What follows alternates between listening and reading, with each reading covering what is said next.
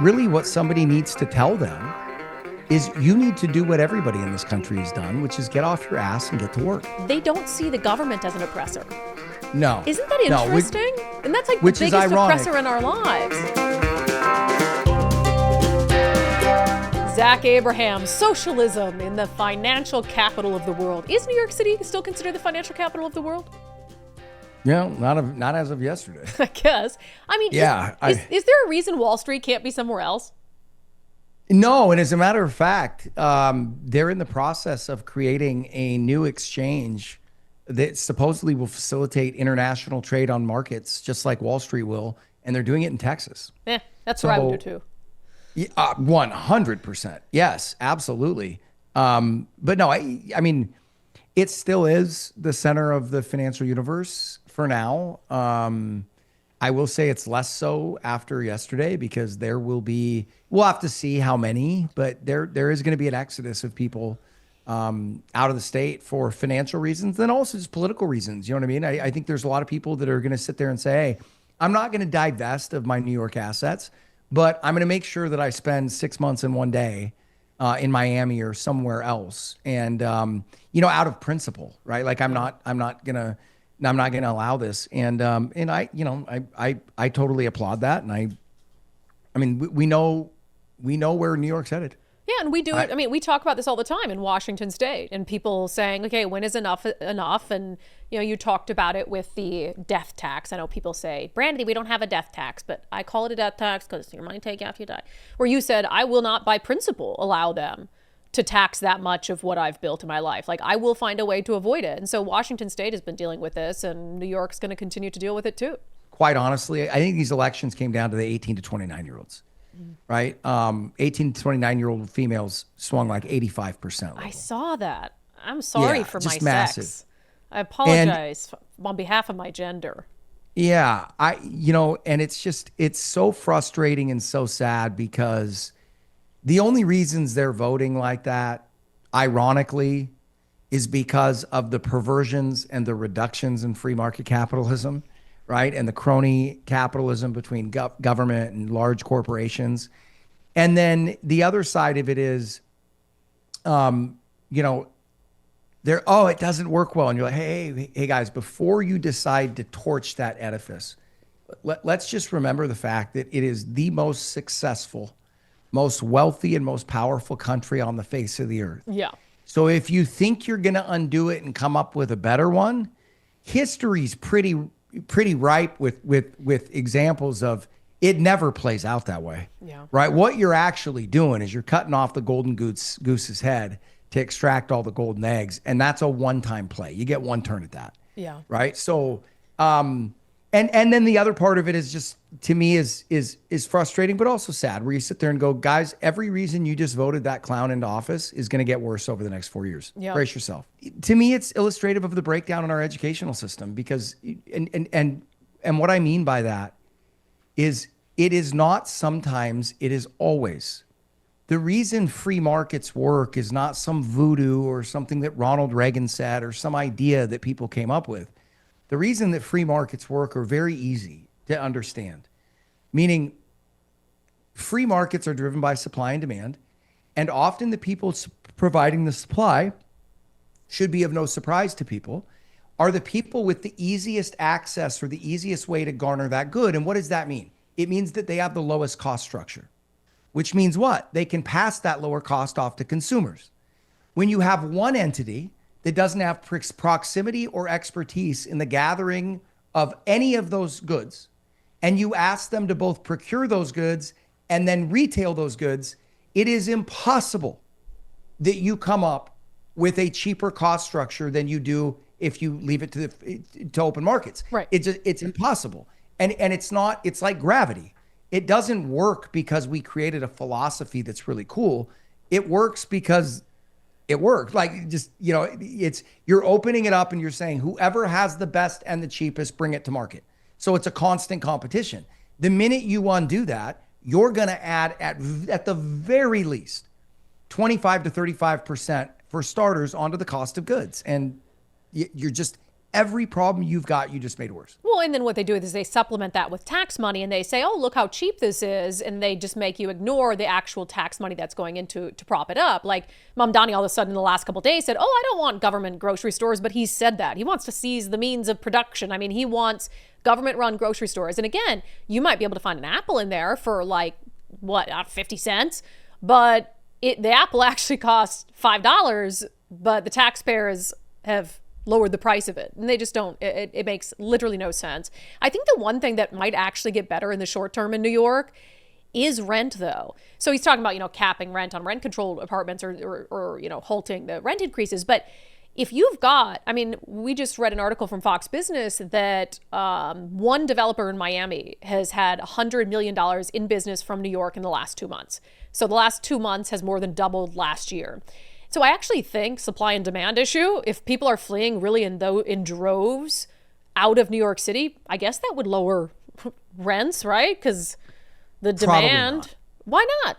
Probably not, because look at the net worth and the price of the places. So you're talking about, the top 1%, the top 0.5% in terms of, meaning if they sell their $15 million condo on Central Park East, that isn't going to do anything to make pricing more affordable up and down the, you know what I mean? Sure. Because the majority of the people that have cost of living issues are probably people that are making somewhere between $100 grand a year to $250 grand a year. Well, those people aren't going to be in the neighborhood for $10 million condos anyway. Yeah. So I really don't think you're going to see that have a lot of impact. What I actually do think will happen is you will see, you will probably most likely see less supply of apartments and condominiums for rent.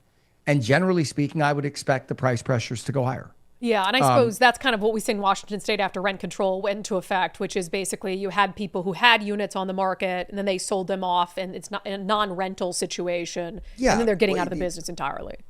Yeah, this is the non-economic idiocy left. Okay, if you want prices to go down, make it cheaper to make it good. Period. Yeah. End of story. Full like that. That's how you do it. And they want to do everything but that. And it's just plain idiocy. Like the cheaper, the good.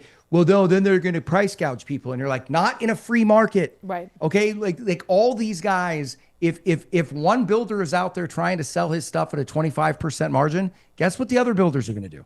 They're going to undercut him at 15. Yeah. So no. It just, and that's the part of these arguments that are so frustrating to me, because we're not having realistic debates. What we're doing, and like I've said this before, is like it's equivalent in the medical industry to sit there and talk about whether we're dealing with COVID or some other disease, floating the idea of bleeding people again. Yeah. You know what I mean? You're like, no, guys, that's 150-year-old ideology here. Like, for instance, it's also not a good idea to not wash your hands before surgery.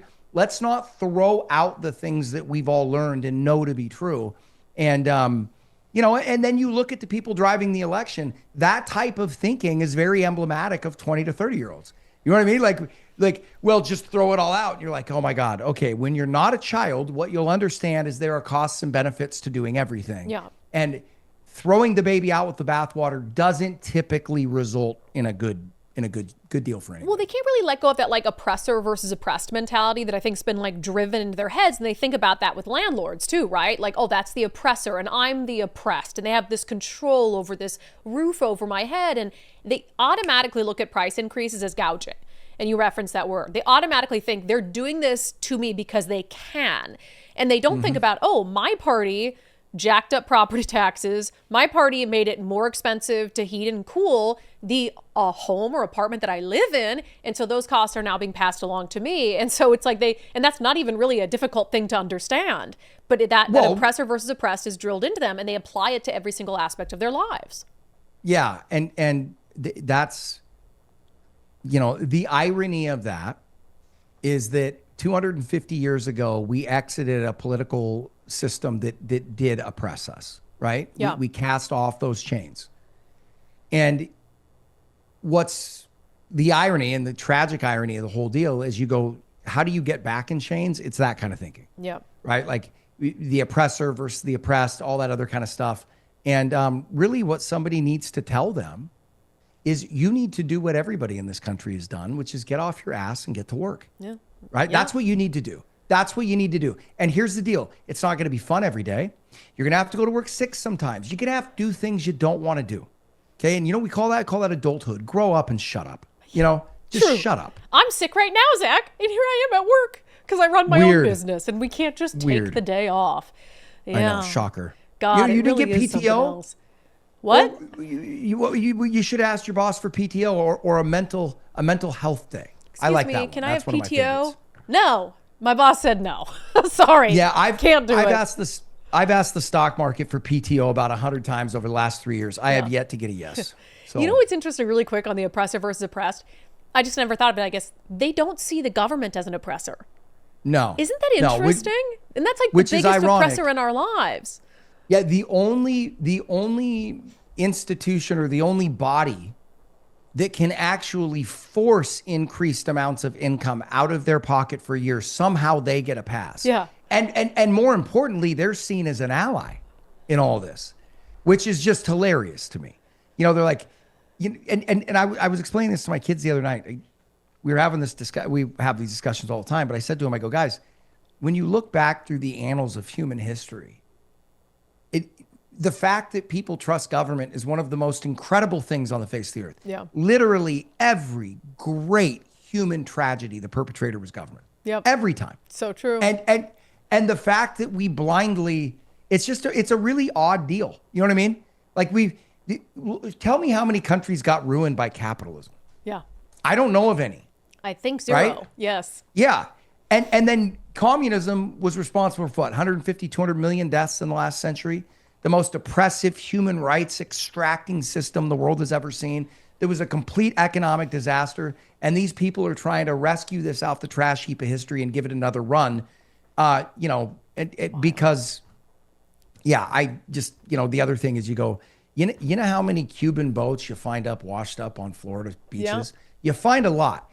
You know how many you find American boats washed up on Cuba? Not many. 0. Only the ones that shipwrecked there throughout no fault of their own. And they probably would rather go to the sharks than go ashore in Cuba. All right, better chance with the sharks. Let's do some watchdogging.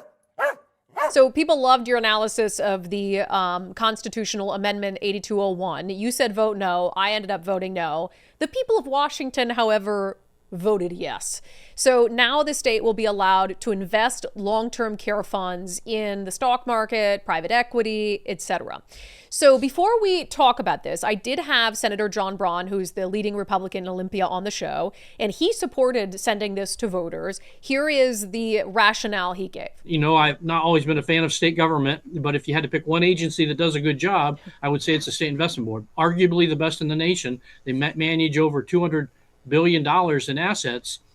All this amendment would do is say for the funds collected for long-term care program, the State Investment Board can invest those in the markets. And what that means is instead of having to pay the whole bill out of additional payroll taxes that we can expect instead of maybe a 2% return, something closer, probably not as high, but the long-term average for the State Investment Board is about 9%. We're probably not going to get quite that high because of the difference in investing, but say we get 6% or 7%. That's the difference of billions of dollars in additional revenue to this program that doesn't have to come out of individuals' paychecks. So he says State Investment Board has a multi-decade track record of solid, sound investments. What do you say to that? Oh, who doesn't at this point? Things have been pretty good. You've had the longest bull run in U.S. history, and you've got the highest valuations. Right now is a time where I would least trust the State Investment Board. And the fact that they led with private equity right out of the gate, private equity is running right into the buzzsaw. It is chocked full of garbage. And like I told you, if they step up to the private equity bar right now, they'll get all they can take. And it's going to be garbage because those private equity firms are choking on this stuff. Yeah. And what are they going to unload? They're not going to unload the things they think are going to win big. They're going to unload their trash on you, right? And state decades long success track. Yeah, who hasn't? Who hasn't? That's not the question. The question is, let's take a look at markets like private equity in the S&P 500. Let's look at the returns that they've posted over the last 15 years. And then let's go look at historical comps based on if you've got a market that's averaged 17, 18% a year for the last 15 years, what are the expected forward returns? You know what the expected forward returns are right now? -2 to 0% over the next 10 years. Yeah. Okay, now, those aren't concrete numbers because those things can change. But what I'm saying is, I would be more in favor of granting the state that power in 08, 09 than I would now. Because in 08, 09, prices were so beat down, you couldn't lose. It's it was like hitting water if you fell out of a boat, right? Now I'm sitting there looking at them going, and like I said, the fact that they mentioned private equity right off the top, I just went, oh my, and I know why they did it. They bought into the whole fixed income risk, equity-like returns, which is just laughable. And so I hear what he's saying. If it played out like he said, I don't have a problem with the logic. But what leads me, the other issue is that I think that the government that you have in place is substantially different, meaning I didn't trust Jay Inslee as far as I could throw him. I don't trust Ferguson as far as I can throw Jay Inslee and his entire family. Yeah. You know what I mean? Yeah. And if he can get in there and like, here's the other thing, $200 billion, you're going to let him invest in this stuff. Do you think there'll be any crony capitalism in that investment selection process? Yeah. Do you think friends of Bob might end up with some more of that money in their investment accounts? I think that there are other ways. If the goal is to generate 5 to 6% returns, you can go do that by buying high quality fixed income right now. There is absolutely zero. If your goal is 5 to 6% returns, jumping into public markets in this environment, private equity is so. I totally disagree with him because even the logic he stated in his support is flawed. It just doesn't hold water. I'm not attacking the guy. He sounds like a smart, thoughtful guy. I don't disagree with him in principle, just in practice. It's just not going to play out that way. Yeah, and it's always that. I think he used the phrase about we can expect to get. It's like, I don't know a lot about investing. That's your territory, but I don't think you can ever expect anything per se. And when you're talking about the survivability of a fund that people have, whether they like it or not, had their hard-earned money taken from their paycheck and put into, I think you have to expect the unexpected. I know that sounds very cliche, but the way they're investing it now, they're going to get gains. It's more reliable versus what they're about to embark on. Yeah, and like I said, you can go out and you can generate.